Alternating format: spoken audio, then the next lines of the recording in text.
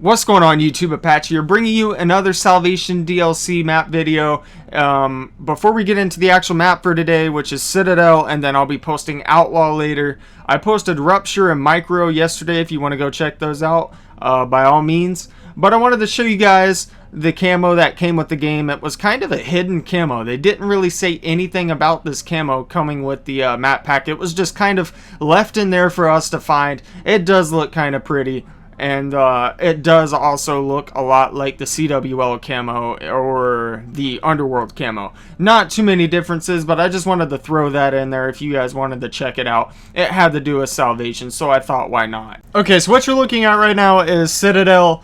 Probably one of my more favorite maps out of this map pack, along with Outlaw, but I'll get to Outlaw later today. This map, it reminds me of Guardian from Halo 3, for those of you who go way back or played the Master Chief Collection. It just has that swampy, foggy vibe to it, and it's an ancient castle or something like that. It's a pretty good map. It's pretty balanced, other than there's one point on it where you can go up like this giant stairwell that seems like it's never going to end till you get to the top. And some guy, at least in this lobby that I played in, was kind of just chilling up there at the Shiva and raining hell over the entire map. Made the middle hard point on the drawbridge seem extremely annoying. Although the drawbridge doesn't go up or down, don't expect that to happen. And then there's a moat with water under the drawbridge. But I noticed the water on this map was more or less just kind of an escape key, that when you get pushed by 2 or 3 people, you can jump in the water on this map and just get away from them pretty easily. It doesn't really feel like the water on Hunted, however, where you get people who will just sit there in the water, kind of wait for you to pop out or anything like that. Or it's more of just something that lets you escape or get from point A to point B. I know that giant stairwell that leads all the way up to the top balcony, you can get to it from inside the castle, underwater, or you can kind of wall run up there. I did it once. I think you'll see it in this video. I'm not really sure. Speaking of that, wall running, it's not really predominant in any of these maps for some reason.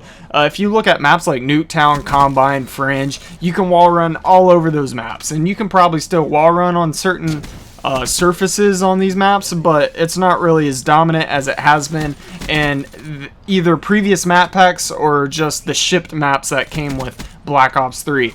I did notice that there's one near the back of the map, near the back of the castle, and then there's one over a waterfall, which I thought was pretty cool, to be honest with you. The spawns on the map are pretty forward. There's nothing really special about them, other than the fact that around the back tree line, where you just get all of those trees and kind of like the forest that's adjacent to the castle, it's kind of ridiculous back there. I mean, like, it gets kind of hectic. You can't really predict where somebody's gonna come at you from when there's just 20 trees back there. I mean, it seems like Children of the Corn or something extremely weird. Every time I look back there, I was always kind of being caught off guard.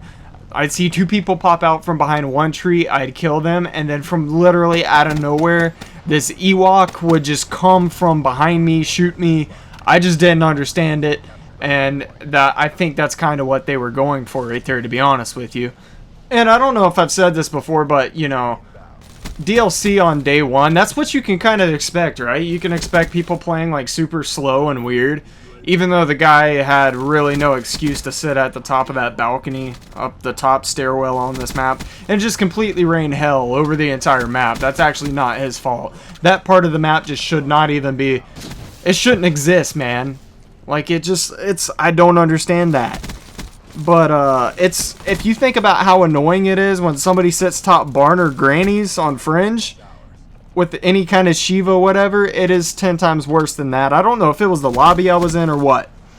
But that's DLC day one for you. That's day one DLC in terms of this game. I mean, it's what you can kind of expect, so I'm not really that salty about it.